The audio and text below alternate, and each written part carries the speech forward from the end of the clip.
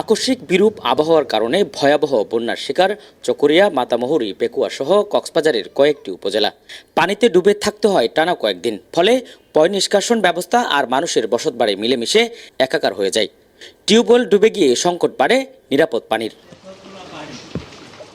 এখন ধীরে ধীরে পানি নেমে যাচ্ছে প্লাবিত এলাকা থেকে। তবে প্রকোপ বাড়ছে ডায়রিয়ার। প্রতি ঘরে ঘরে শিশু ও বয়স্করা ডায়রিয়ায় আক্রান্ত হচ্ছে। এর মধ্যে যাদের অবস্থা খারাপ হয় তাদেরকে নেওয়া হচ্ছে হাসপাতালে।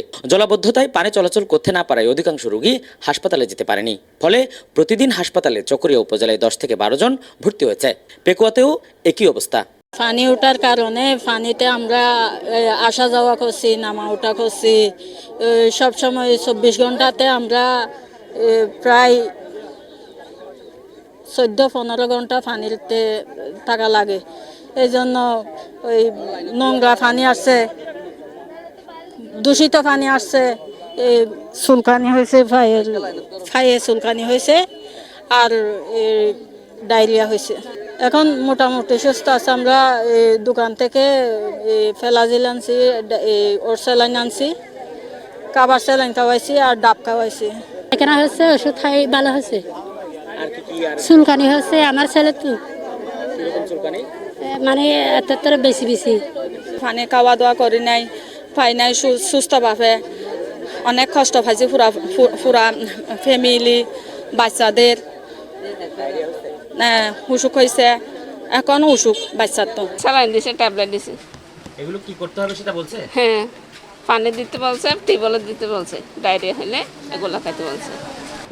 কিভাবে স্লাইন বানিয়ে কতটুকু চিনি এবং কতটুকু লবণ মিশিয়ে বাসায় স্লাইন বানিয়ে খাওয়াবে সেটা আমি তাদেরকে শিখিয়ে দিচ্ছি। যদি তারা সেটাও না পারে, আমি হাসপাতাল পক্ষ থেকে কিছু খাওয়ার স্লাইন তাদের বাসায় গিয়ে দিচ্ছি। বন্যার পানিতে নলকূপ ও বিশুদ্ধ পানির উৎস দূষিত হয়ে গেছে। খাবারে ছড়িয়ে পড়ছে জীবাণু। অপরিষ্কার হাত ও পরিবেশ থেকে ঘটছে সংক্রমণ। কারণ বন্যার সময় নিরাপদ স্যানিটেশনের অভাব হয়। তবে নিরাপদ স্যানিটেশনের ব্যবস্থা করতে না পারলেও বন্যার সময়ে খাবার পানির শূন্যতা পূরণে কাজ করছে জনস্বাস্থ্য প্রকৌশল। 2টি ভ্রাম্যমাণ ওয়াটার ট্রিটমেন্ট প্ল্যান্ট থেকে সরবরাহ করা হচ্ছে নিরাপদ পানি। প্রতি ঘন্টায় এই প্ল্যান্ট থেকে সরবরাহ করা হচ্ছে 2000 লিটার পানি।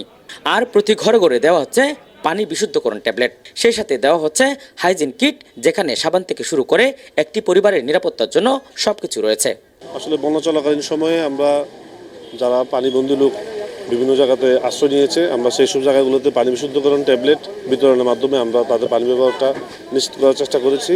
আমরা এই পর্যন্ত প্রায় কক্সবাজার জেলাতে প্রায় 5 লক্ষর মতো পানি বিশুদ্ধকরণ ট্যাবলেট বিতরণ করেছি। এবং আমাদের 4টি মোবাইল ওয়াটার ট্রিটমেন্ট প্ল্যান্ট আছে, যেগুলো 2000 লিটার পার আওয়ার ক্ষমতা। সেগুলো আমরা 4টা উপজেলায় 4টা কাজ করছে, বিশেষ করে পেকুয়া এবং চকরিয়াতে। এবং ওয়াটার ক্যারিয়ার আছে যেগুলো 3000 লিটার ক্ষমতা সম্পন্ন। সেগুলোতে আমরা বিশুদ্ধ পানি ওইসব এরিয়ার মাধ্যমে আমরা বিভিন্ন যেসব জায়গাগুলোতে স্বাস্থ্য কমপ্লেক্স, আমাদের যেগুলো শেল্টার আছে, যেখানে যেখানে মানুষ পানিবন্দী আছে, বিশুদ্ধ পানির অভাবে আছে, সেসব জায়গাগুলোতে আমরা ওই ক্যারিয়ারের মাধ্যমে পানি পৌঁছে দেওয়ার জন্য ব্যবস্থা গ্রহণ করেছি। এসএফের সহযোগিতায় জনস্বাস্থ্য প্রকৌশল অধিদপ্তরের তরফ থেকে আমরা এই হাইজিন কিট দিয়েছি, যেটার মধ্যে একটা পরিবারের হাইজিন রিলেটেড সাবান থেকে শুরু করে সাবান, মগ, তারপরে হচ্ছে গ্লাস, তারপর হচ্ছে জুতা, ন্যাপকিন, শিশুদের ব্যবহারের, তারপর হচ্ছে একদম ফুল হাইজিন ইনস্ট্রুমেন্টগুলোই আছে সেখানে।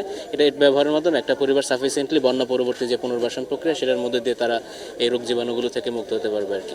ইতিমধ্যে স্বাস্থ্য বিভাগ থেকে 30 লাখ ও জনস্বাস্থ্য প্রকৌশল থেকে বিতরণ করা হয়েছে 5 লাখ ট্যাবলেট।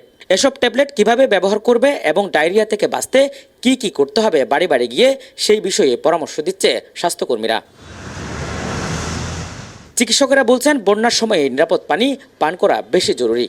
এর জন্য বিশুদ্ধকরণ ট্যাবলেট রয়েছে। বিশুদ্ধকরণ ট্যাবলেট পানিতে গুলিয়ে নিলে কিছুটা গন্ধ হতে পারে, কিন্তু এটি বেশ উপকারী। তবে ডায়রিয়া হলে নিয়ম মেনে ওরসালাইন খাওয়ানোর পাশাপাশি স্বাভাবিক খাবার খাওয়ানো এবং টয়লেট ব্যবহারের আগে পরে সার্বক্ষণিক হাত পরিষ্কার রাখা জরুরি। ডায়রিয়া যেহেতু পানিবাহিত রোগ, সবার আগে নিরাপদ বিশুদ্ধ পানি নিশ্চিত করতে হবে। এই জন্য আমরা কাজ করছি পানি বিশুদ্ধীকরণ ট্যাবলেট দিয়ে। সাথে তাদের ওই যে পায়খানা বা প্রস্রাব, এগুলো যেন ছড়িয়ে না যায় পানির সাথে, এগুলো দিকে একটু কেয়ারফুল থাকতে হবে। যদিও এটা একটু কঠিন কাজ বন্যা পরিস্থিতিতে। পানির সাথে মিশিয়ে দিবে 1টি বা 2টি ট্যাবলেট। এটা আমরা সকল স্বাস্থ্যকর্মীকে বুঝিয়ে দিয়েছি, তারা একদম বাড়ি বাড়ি গিয়ে জনগণের কাছে গিয়ে বুঝিয়ে দিবে। কক্সবাজারে বন্যায় 2,14,000 মানুষ ক্ষতিগ্রস্ত হয়েছে। এর মধ্যে এখনও জলাবদ্ধতায় আটকে আছে 29,000 মানুষ। ডায়রিয়ার পাশাপাশি চর্মরোগের ঝুঁকি এড়াতে চিকিৎসকের পরামর্শ এবং স্থানীয় হাসপাতালে চিকিৎসা নেওয়া জরুরি বলছে স্বাস্থ্য বিভাগ।